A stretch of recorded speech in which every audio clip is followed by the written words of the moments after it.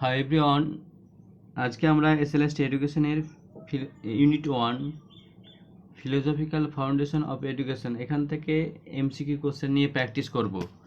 প্রথমে যে প্রশ্নটা আছে দেখো, এখানে শিক্ষামূলক কার্যাবলীর অন্তর্গত ক্ষেত্রটি হলো কি?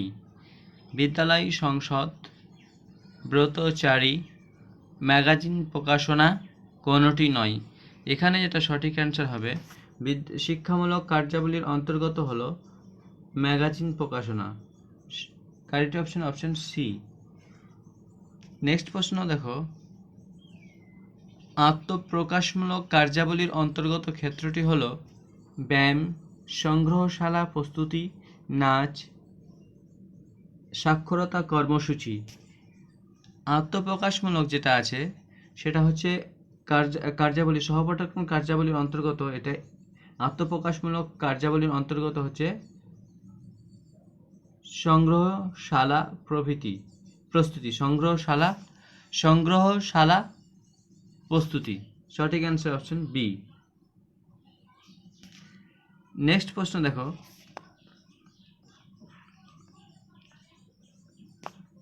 প্রশাসনিক কার্যাবলীর অন্তর্গত ক্ষেত্রটি হলো ছাত্র সংসদ, বিতর্ক সভা, জাতীয় দিবস উদযাপন, কোনোটি নয়।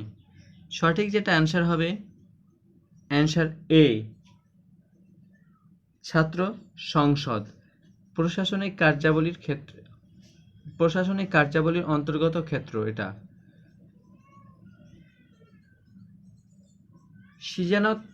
সৃজনাত্মক কার্যাবলীর অন্তর্গত ক্ষেত্রটি হলো সাক্ষরতা কর্মসূচি, গল্প প্রতিযোগিতা, সংগ্রহশালা প্রস্তুতি, বার্ষিক সাংস্কৃতিক অনুষ্ঠান। এখানে সঠিক যেটা অ্যান্সার হবে, সৃজনাত্মক কার্যাবলী হচ্ছে গল্প প্রতিযোগিতা হচ্ছে সৃজনাত্মক কার্যাবলীর অন্তর্গত।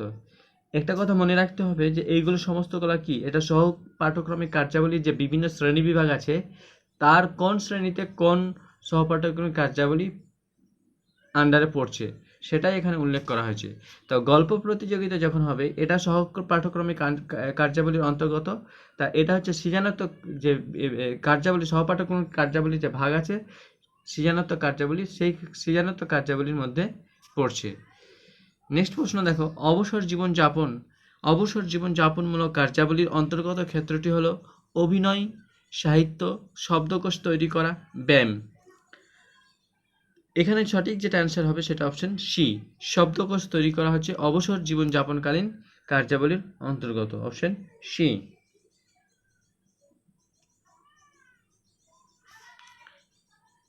নেক্সট হচ্ছে দেখো, নিচের সহপাঠক্রমিক কার্যাবলীর মধ্যে কোনটি শিক্ষার্থীর সৃজনাত্মক চাহিদাকে পরিতৃপ্ত করে? সৃজনাত্মক চাহিদাকে যেটা পরিতৃপ্ত করে সেটা হচ্ছে অঙ্কন। সঠিক যেটা অ্যান্সার হবে অপশন সি, অঙ্কন যখন করবে শিক্ষার্থী, অঙ্কন করাটা সেটা হচ্ছে সৃজনাত্মক চাহিদাকে পরিতৃপ্ত করবে শিক্ষার্থীর।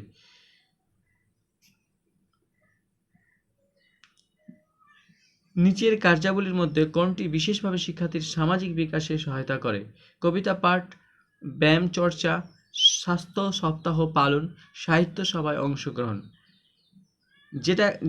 যে বিষয়টি শিক্ষার্থীর বিশেষভাবে সামাজিক বিকাশে সহায়তা করে সেটা হচ্ছে স্বাস্থ্য সপ্তাহ পালন। সঠিক answer option C, option C. নিম্নলিখিত সহপাঠক্রমিক কার্যাবলীর মধ্যে কোনটি শিক্ষার্থীর রস উপলব্ধির ক্ষমতার বিকাশে সহায়তা করে? অপশন এ, ছাত্র সংসদের দায়িত্ব পালন, বিতর্ক সভায় অংশগ্রহণ, প্রবন্ধ প্রতিযোগিতা, আবৃত্তি চর্চা। শিক্ষার্থীদের রস উপলব্ধি ক্ষমতার বিকাশে সহায়তা করে আবৃত্তি চর্চা। সঠিক অ্যান্সার অপশন ডি, আবৃত্তি চর্চা। খেলাধুলায় অংশগ্রহণ করলে শিক্ষার্থীর যে বিকাশ বেশি ঘটে তা হলো কি? প্রাক্ষবিক, বৌদ্ধিক, নৈতিক, দৈহিক। এটা দৈহিক হবে খেলাধুলা করলে। সঠিক অ্যান্সার অপশন ডি। শৃঙ্খলা গঠনে সহায়ক একটি সহপাঠক্রমিক কাজ হলো কবিতা লেখা, ছবি আঁকা, এনসিসিতে নিয়মিত অংশগ্রহণ, গান শোনা। সঠিক অ্যান্সার যেটা হবে, সহপাঠক্রমিক শৃঙ্খলা গঠনে একটি সহপাঠক্রমিক কাজ হলো এনসিসিতে নিয়মিত অংশগ্রহণ। প্রাক্ষবিক বিকাশমূলক কার্যাবলীর অন্তর্গত ক্ষেত্রটি হলো, দেখো এখানে আছে হবি ক্লাব, জাতীয় দিবস উদযাপন, গল্প প্রতিযোগিতা, অভিনয়। এখানে দুটো অ্যান্সার কারেক্ট হবে। একটা হচ্ছে জাতীয় দিবস উদযাপন, এটা হচ্ছে প্রাক্ষবিক বিকাশমূলক প্রাক্ষবিক সহপাঠক্রমিক কার্যাবলীর আওতায় পড়ে বা ক্ষেত্রের মধ্যে পড়ে। আর অভিনয় পড়ে, তো অভিনয় এই দুটোই সঠিক অ্যান্সার। নেক্সট প্রশ্ন দেখো, সহপাঠক্রমিক কার্যাবলীর দ্বারা সামাজিক বিকাশ, মানবিক বন্ধন শিথিল হয়, একঘেয়েমি থেকে মুক্তি পাওয়া যায়। সঠিক যেটা অ্যান্সার হবে সেটা হচ্ছে সহপাঠক্রমিক কার্যাবলীর দ্বারা একঘেয়েমি থেকে মুক্তি পাওয়া যায়। দেখো এখানে একটা জিনিস বলি যে সহপাঠক্রমিক কার্যাবলী, বারবার বলছি, সহপাঠক্রমিক কার্যাবলীটা কি, যে নির্দিষ্ট যে সিলেবাস আছে আমাদের, যে 7টা সিলেবাস মনে করি, যে বাংলা, ইংরেজি, ইতিহাস, ভূগোল, মাধ্যমিক লেভেলে যে 7টা ইতিহাস আছে, সাবজেক্ট আছে, সেই সাবজেক্টের বাইরে, যেগুলো মূল সাবজেক্টের বাইরে, যে শিক্ষার্থীদের যে বৌদ্ধিক, পাক্ষবিক, আধ্যাত্মিক সমস্ত দিকে বিকাশের সার্বিক বিকাশে সহায়তা করে যে পাঠ্যক্রম রচনা করা হয়, সেইগুলো হলো সহপাঠক্রমিক কার্যাবলী। যেমন হলো যেমন সিকিউরিটি সাবজেক্ট থাকে অনেকের, এগুলো হচ্ছে সহপাঠক্রমিক কার্যাবলী। অর্ক এডুকেশন, ফিজিক্যাল এডুকেশন, খেলাধুলা, এগুলো হচ্ছে সহপাঠক্রমিক কার্যাবলী। এগুলো নির্দিষ্ট পাঠ্যক্রমের বাইরে তার শিক্ষার্থীদের বৌদ্ধিক, নান্দনিক, সামাজিক এবং বিভিন্ন রকমের বিকাশের সহায়তা করে থাকে। নেক্সট প্রশ্ন দেখো, সহপাঠক্রমিক কার্যাবলীর অন্তর্গত, এখানে এটা আগে বললাম যে এইটা সি, অপশন সি হবে, একঘেয়েমি থেকে মুক্তি পাওয়া যায়। নেক্সট প্রশ্ন দেখো, সহপাঠক্রমিক কার্যাবলীর অনুশীলনের ফলস্বরূপ সামাজিক বিকাশ ঘটে, আত্মবিকাশের জাগরণ ঘটে, বৃত্তিমূলক প্রস্তুতির ক্ষেত্রটি তৈরি হয়, ওপরের সবগুলি ঠিক। সঠিক যেটা অ্যান্সার হবে অপশন ডি, ওপরের সবগুলি ঠিক। নেক্সট প্রশ্ন দেখো, সহপাঠক্রমিক কার্যাবলীর অনুশীলনের ফলস্বরূপ শৃঙ্খলাবোধের বিকাশ ঘটে, শিক্ষক শিক্ষার্থী বন্ধন, অবসর জীবনযাপনের ক্ষেত্র তৈরি হয়, ওপরের সবগুলি ঠিক। এখানে সহপাঠক কার্যাবলীর অনুশীলনের ফলে কি হয়, শৃঙ্খলাবোধের বিকাশ ঘটে, এটাও ঠিক আছে।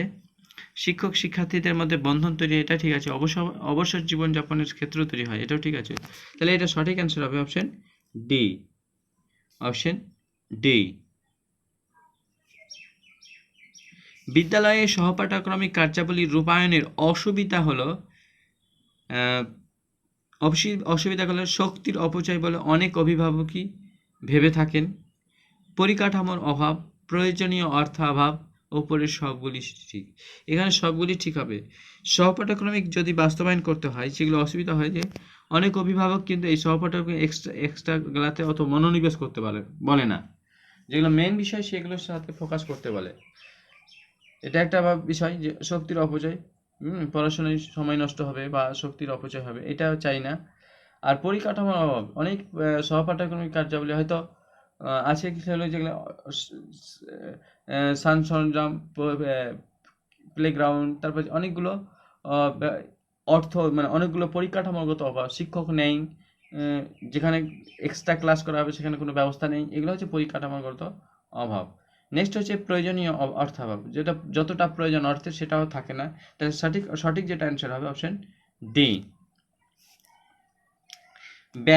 ব্যায়ামটা কি হলো, আত্মপ্রকাশমূলক কার্যাবলী, শারীরিক কার্যাবলী, অবসর জীবনযাপনমূলক কার্যাবলী, ওপরের কোনটি নয়। তো ব্যায়ামটা সঠিক অ্যান্সার হচ্ছে অপশন বি, ব্যায়ামটা হচ্ছে শারীরিক কার্যাবলী। ব্যায়াম করলে ব্যায়াম শরীরের সাথে সম্পর্কিত। নেক্সট প্রশ্ন হচ্ছে, সাহিত্য সভা হলো আত্মপ্রকাশমূলক সভা, সাংস্কৃতিক কার্যাবলী, অবসর জীবনযাপনের কার্যাবলী, শিক্ষামূলক কার্যাবলী।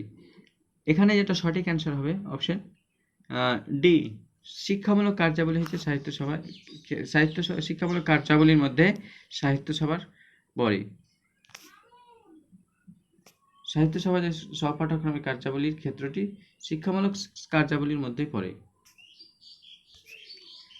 প্রাচীনকালে শিক্ষার্থীদের কোন চর্চার উপর বেশি গুরুত্ব দেওয়া হতো?